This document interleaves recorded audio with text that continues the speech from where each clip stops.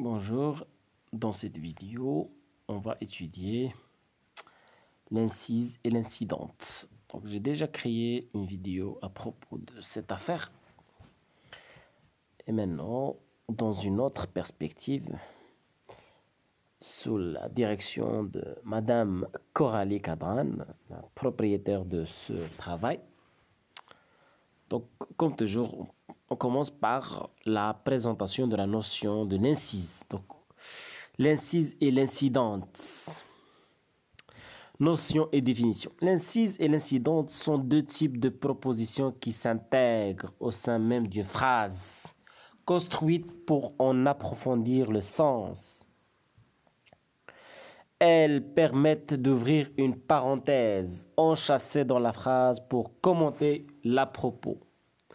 Toutefois, bien qu'elles soient souvent mises en relation, elles sont très différentes, bien sûr.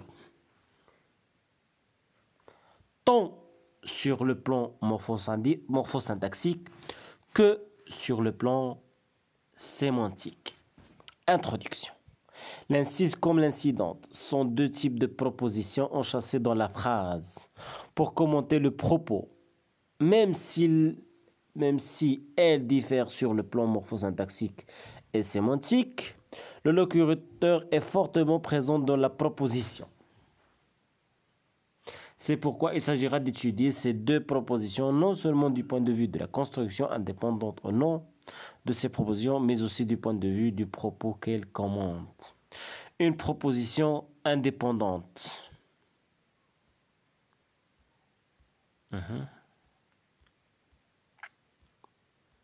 Présentation visuelle, en bref, un commentaire de locuteur.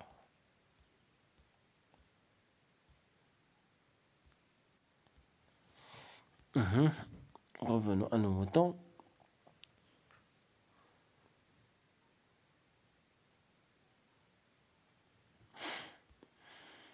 Une proposition indépendante. La distinction entre proposition incidente et proposition incise.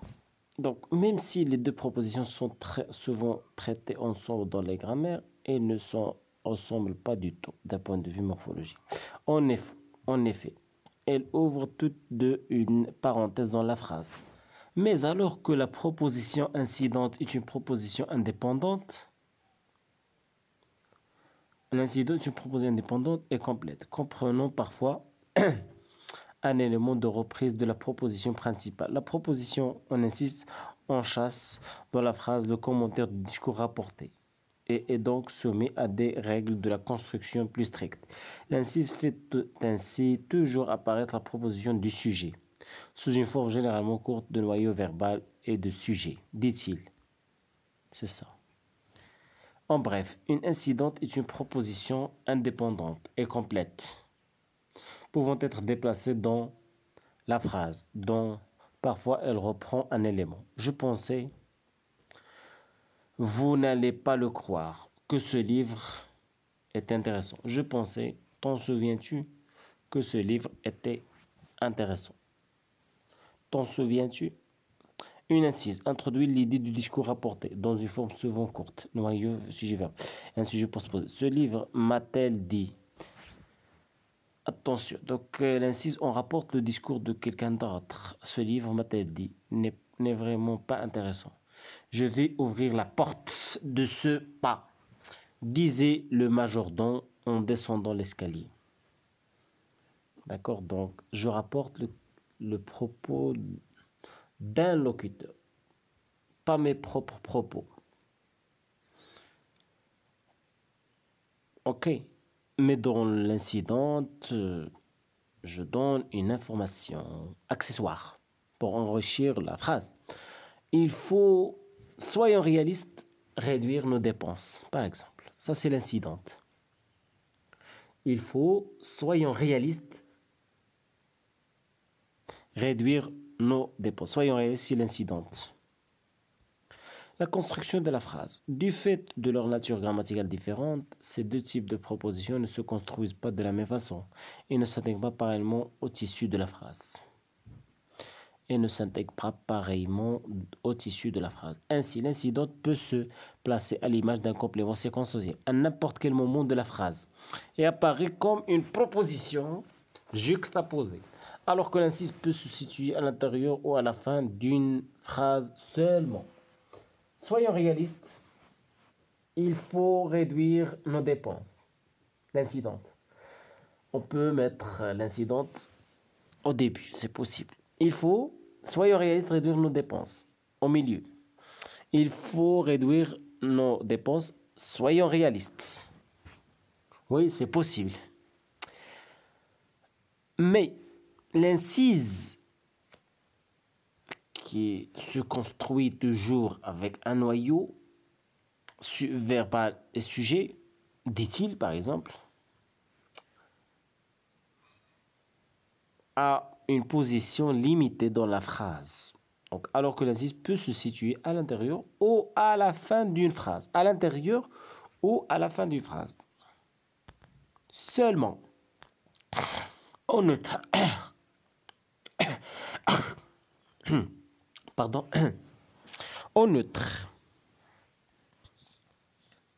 la proposition obligatoire du sujet, la postposition obligatoire du sujet de l'incise montre bien sa dépendance à l'égard de la phrase. Elle n'est pas autonome, mais au lieu de la considérer comme une subordonnée, il convient de la voir comme un niveau morphosyntaxique supérieur dans le cadre du discours indirect. Elle serait la proposition principale. En bref, une incidente peut se situer n'importe où dans la phrase. C'est une proposition indépendante et juxtaposée qui s'enchâsse dans le tissu principal de la phrase. Exemple, le vendeur, croyez-en mon expérience, voulait à tout prix que j'achète cette robe. Une incise se situe à l'intérieur à la fin de la phrase. C'est une marque de discours rapporté, nécessaire donc au tissu de la phrase et d'un niveau syntaxique supérieur. Si vous m'écoutiez, disait le vendeur, vous achèteriez cette robe. Le vendeur me disait que si je l'avais écouté, j'aurais acheté cette robe. La présentation visuelle.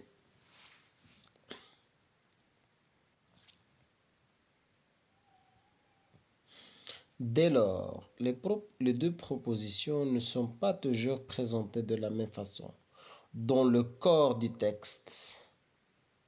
En effet, outre le fait que l'incidente peut se trouver à n'importe quel endroit de la phrase, à l'image d'un complément circonstanciel, l'autonomie de la proposition incidente lui permet de se distinguer visuellement.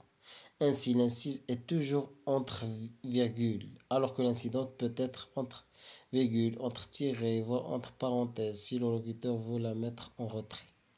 En bref, une incise est toujours entre virgules, ou entre une virgule et une ponctuation plus forte si elle en fin de phrase, Les temps est frais en cette saison, murmure-t-elle. Je vais bien, pense-t-il, malgré les vieuxtés de l'époque. Une incidente peut être entre virgules, entre tirets, entre l'une de ces deux ponctuations et une ponctuation plus forte, ou encore entre parenthèses. Les temps, il est vrai, ne sont plus faciles pour un jeune homme. Elle avait du mal, c'est vrai que ce n'est pas toujours facile de rester concentré avec un tel cerveau, à comprendre ce qui se passait autour d'elle. Un commentaire du locuteur, la distanciation du discours.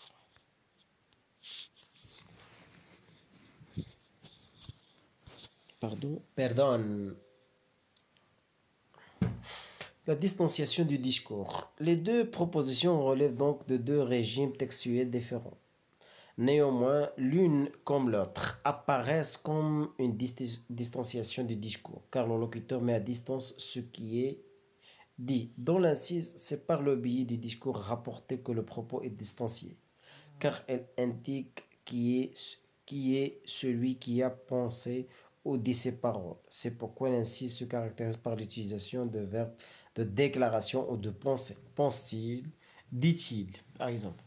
Dans l'incident, cependant, c'est le locuteur même qui donne à voir sa pensée et ainsi à se distancier du groupe de la phrase, car c'est un acte d'énonciation supplémentaire et autonome. Il conviendra d'analyser la valeur sémantique de cette distanciation dans la phrase.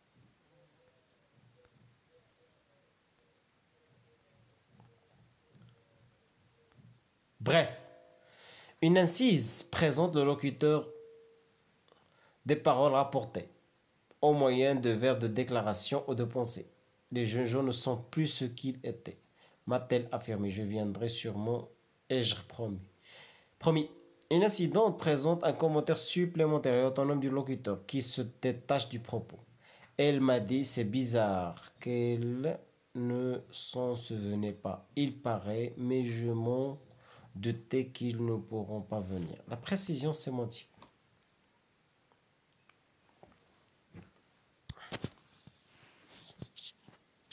Pardon?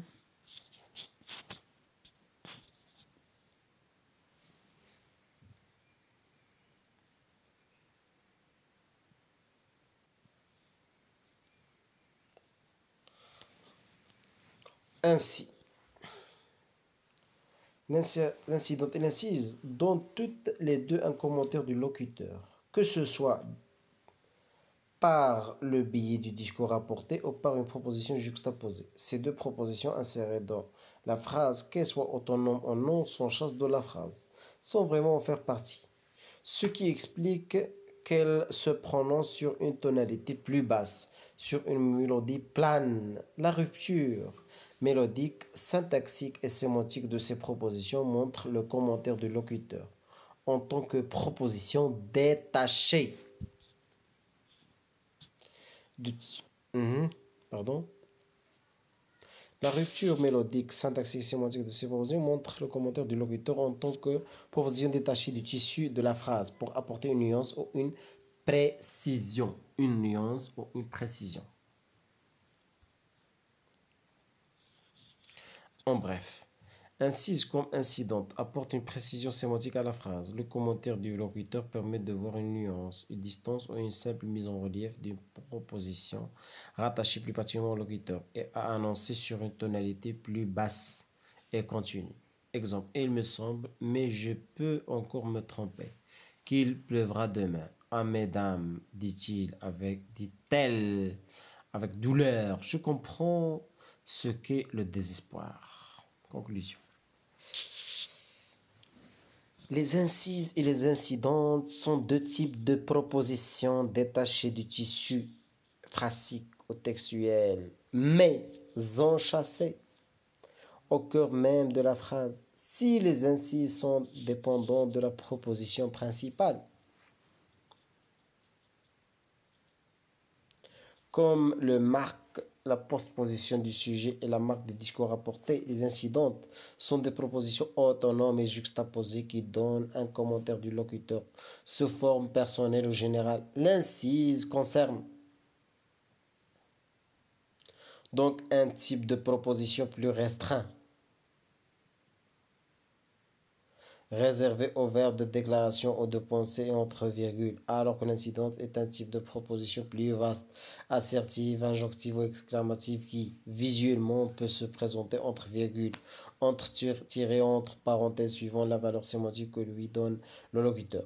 Elles permettent la distanciation du locuteur par rapport au propos de la phrase et se prononcent sur une tonalité plus basse que le reste de la phrase.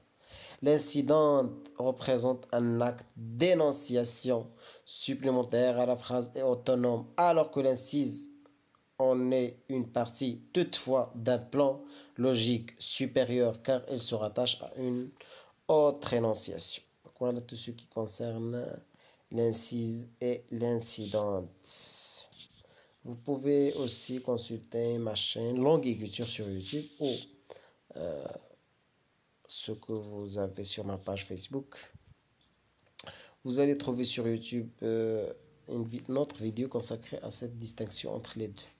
Mais ce document-là est plus planifié, plus structuré et plus détaillé à propos de ces deux notions de grammaire. N'oubliez pas comme toujours de partager la vidéo, de la commenter et de mettre un j'aime, comme ça vous participez au développement de notre page. Et bonne journée.